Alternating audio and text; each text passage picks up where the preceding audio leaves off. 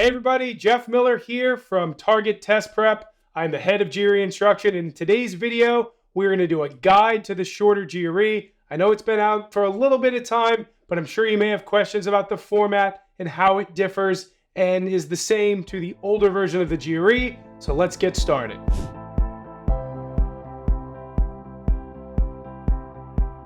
So the million-dollar question is, how has the new GRE changed from the old GRE? Now here's the good news. A lot has stayed the same, meaning the topics are actually the same. The topics you see in quant, the topics you see in verbal. So you saw geometry in the old GRE, you see geometry in the new GRE. You're tested on vocabulary in the old, vocabulary in the new. Critical reasoning old, critical reasoning new, etc. So that's not changing. So let's just say you were studying for the GRE a year ago, 2 years ago. You're getting back into it. Don't worry. The stuff that you did learn, if it stuck, is still there. So now, well, what's actually changed? Well, the purpose of the new GRE, what ETS did is they made it shorter. They made it shorter by the number of questions and, of course, by the duration of the entire test. So the old test was about 4 hours and the new test is under 2 hours. So you're right around or just about 2 hours, actually. So you can see it's significantly shorter, and that's because they eliminated one of the essays. They made the verbal section shorter. They made the quant section shorter. So you're actually seeing less questions. So overall, it's going to be a less taxing exam. And one thing that people really enjoy is that unscored section is gone. I can tell you in the past, people always used to guess and say, well, do you think I saw it in the third section, the unscored one? Maybe the fourth section. They never knew when it was coming, and it would always throw them off. So knowing that that's gone makes it for a much smoother test. And from what I've seen so far, people have really enjoyed that new format. So to recap, there are some differences, as we mentioned, overall being a shorter test, less questions, one less essay, no unscored section, but the topics have remained relatively the same. So now that we know that the new GRE is shorter than the old GRE, you may be asking yourself, well, what about time per question? Because of course, timing through the GRE is really important. We've had so many videos about this in the past, so many blog articles that you can check out, but it's important because you want to know how much time on average should I be spending per question. Here's the good news. None of that has actually changed. So the old GRE, what we're talking about for quant, 70 minutes, 40 questions, about 1.75 minutes per question. You talk about the new GRE, 47 minutes, 27 questions, 1.74 minutes per question. Pretty much the same. Verbal, 60 minutes, 40 questions, 1.5 minutes per question. And then the new GRE, 41 minutes, 27 questions, 1.52 minutes per question. So what does that mean? It means timing per question hasn't changed. What does that mean for you? Well, it means you still got to work hard. You still have to work on your timing. That part of the test hasn't become any easier or harder. Timing is a big part of all standardized tests, including the GRE. There are many things you can do to get good at timing and still take advantage of things in the GRE like, hey, if I'm struggling with a question, can I mark it for review, guess an answer, and come back to it? Of course you can. You still have those options in the newer version of the GRE, and things like that are going to help with your timing. So continue to practice that way. Continue to lean on some of the great things that the GRE offers to help with any sort of timing issues you have. But again, if you're studying hard and you're doing the things you need to do to learn this content, you shouldn't have any issues with timing, whether you're dealing with the old version of the GRE, which you once maybe were, and of course the current version that you're dealing with now.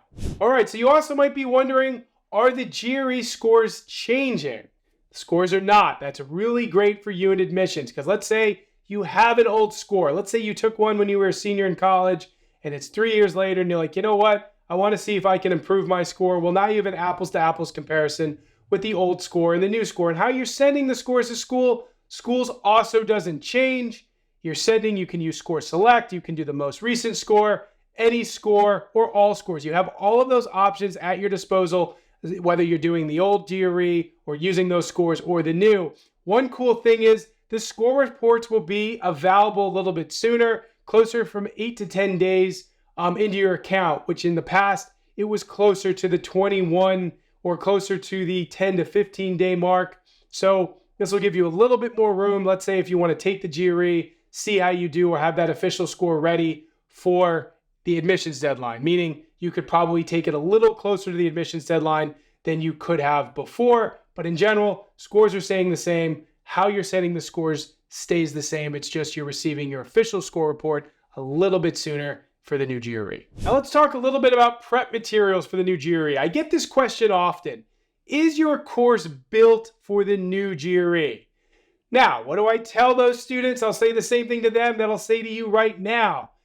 Because the content hasn't changed, and I said this at the beginning of the video, well, I said just that the content hasn't changed, but my point about that is our materials haven't had to change, right? Because we don't have practice tests at the moment in the TTP course.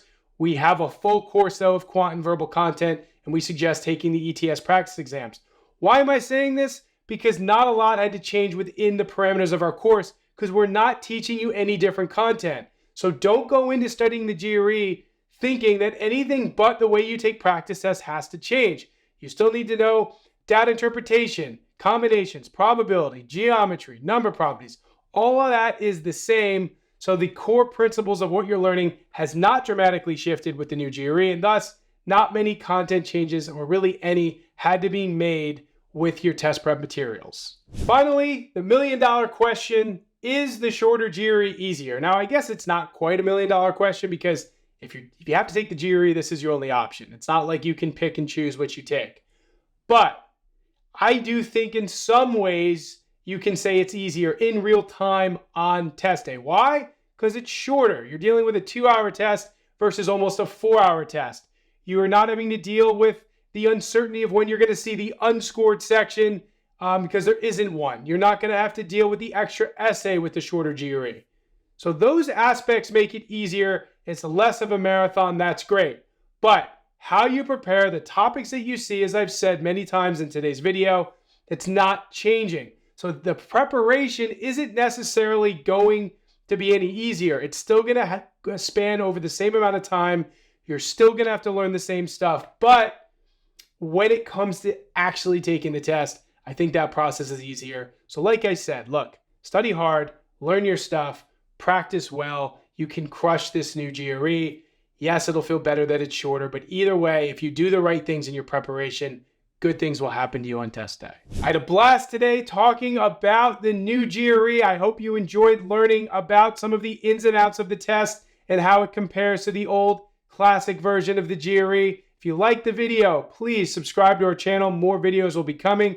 Leave comments. If you have any questions or concerns, leave comments and also suggestions on other videos you'd like to see. So until next time, everybody, thank you for watching, and I will talk to everybody soon.